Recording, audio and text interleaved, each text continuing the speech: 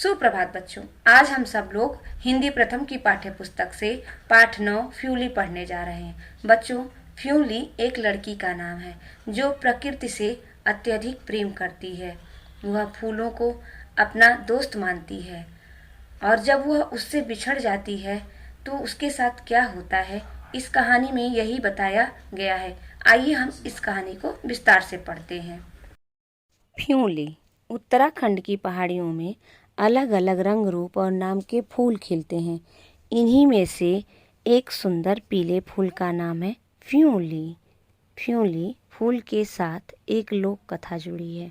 लोक कथा मतलब एक ऐसी कथा जो लोगों में प्रचलित है। आज हम उसी कथा को पढ़ेंगे। देखिए, एक घने वन में तरह तरह के पक्षी रहते थे। वन के बीचों बीच मीठे पानी का एक सुंदर ताल था, मतलब पोखरा था। ताल के पास ही एक झोंपड़ी में एक सुंदर बालिका रहती थी। उसका नाम था फ्यूली। इसी बालिका की ये कहानी है। कहने को तो फ्यूली अकेली रहती थी, पर वह अकेली न थी।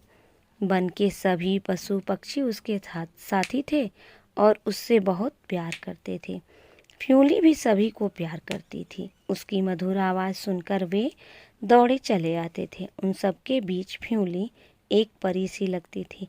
बच्चों, पशु पक्षियों से, जानवरों से, प्रकृति से फ्यूली को बहुत प्यार था और जैसे वह उनको प्यार करती थी, वे भी फ्यूली को उतना ही प्यार करते थे।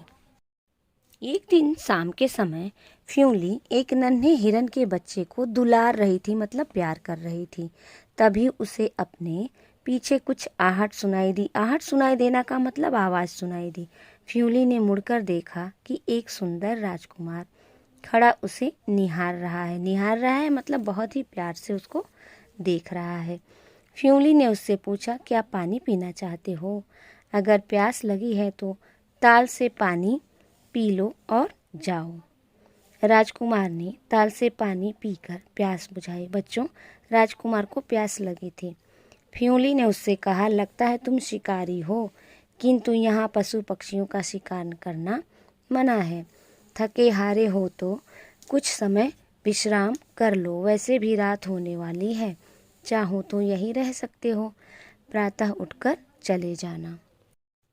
फ्यूली ने राजकुमार को वहाँ रात बिताने की इजाज़त दे दी। राजकुमार ने फ्यूली की बात भी मान ली। फ्यूली ने फिर पूछा, तुमने अपने बारे में कुछ बताया नहीं? राजकुमार बोला, मैं पास के राज्य का राजकुमार हूँ। तुमसे बात करके मुझे बहुत अच्छा लगा। मैं तुमसे विवाह करना चाहता हूँ। बच्चों, राजकुमार फ्यूली को देखकर उस पर मोहित हो गया और उसने विवाह का प्रस्ताव भी रख दिया। फ्यूली कुछ बोल ही नहीं पाई। उसे भी राजकुमार अच्छा लगा था, किंतु आश्रम के फल फूल पशु पक्षियों को छोड़कर जाने की कल्पना से ही, कल्पना मतलब सोचकर ही, उसका मन घबरा उठा। राजकुमार ने फ्यूली को बहुत समझाया, तब जाकर फ्यूली विवाह के लिए तैयार हो गई। राजकुमार के बार बार समझाने पर फ्यूली राजी हो गई, तैयार हो गई। राजकुमार और फ्यूली का विवाह हो गया। वन के पेड़ पौधों पशु पक्षियों ने रोते रोते अपनी प्यारी फ्यूली को विदाई दी।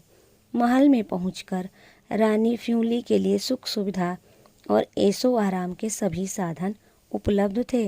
वह दास दासियों से घिरी रहती। राजकुमार उसे प्रसन्न रखने की पूरी कोशिश करता। बच्चों, एक साधारण सी बालिका राजकुमार की पत्नी बनने के कारण रानी बन गई और उसका कितना सम्मान होने लगा। दास दासियां नौकर चाकर उसको मिल गए। फिर भी वो खुश नहीं रहती है। क्यों खुश नहीं रहती है, आगे की कहानी में हम देखते हैं। क्योंकि फ्यूली को वन की बहुत याद आती। वह अपने प्यारे साथियों की याद में छुप छुप कर आंसू बहाती। उधर फ्यूली की याद में वन के सभी जीव उदास रहते। चारों ओर नीरवता छाई रहती। बच्चों, केवल फ्यूली ही नहीं उदास थी, बल्कि जानवर भी फ्यूली को याद करते थे और उदास रहते थे। नीरवता छाई रहती थी, मतलब उदासी छाई रहती थी। राजकुमार ने फ्यूली को बहुत समझाया, मगर फ्यूली वन की याद में बीमार रहने लगी। उसके बचने की कोई आशा न थी। फ्यूली की यह दशा देखकर राजकुमार भी दुखी रहने लगा। बच्चों, वह इतनी दुखी हुई कि उसके बचने की भी कोई उम्मीद नहीं थी। एक दिन फ्यूली ने राजकुमार से कहा, आपने मेरे लिए बहुत कष्ट सहा है, अब मेरा विदा लेने का समय आ गया है।